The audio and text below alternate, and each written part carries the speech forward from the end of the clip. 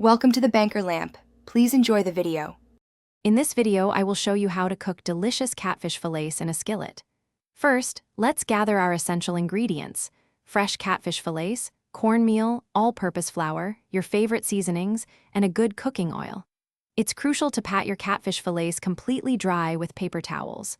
This simple step helps achieve that wonderfully crispy crust we all love.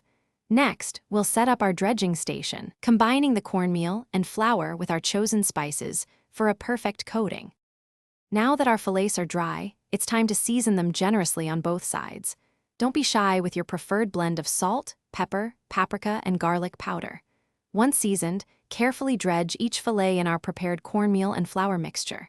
Make sure to press gently, ensuring a thorough and even coating.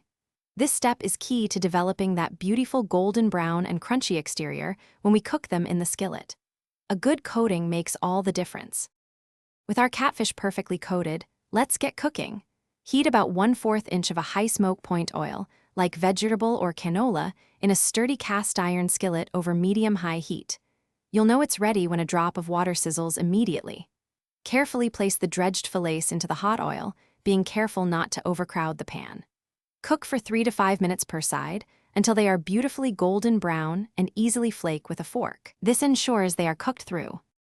Once your catfish fillets are perfectly cooked, gently remove them from the skillet. Place them on a wire rack set over a baking sheet to allow any excess oil to drain away, keeping them wonderfully crispy.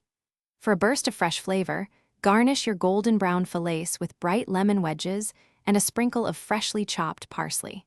Serve them immediately alongside your favorite classic southern sides, perhaps some creamy coleslaw or warm hush puppies, for a truly satisfying meal. Thanks for watching. If this was helpful, leave a like and consider subscribing. See you next time.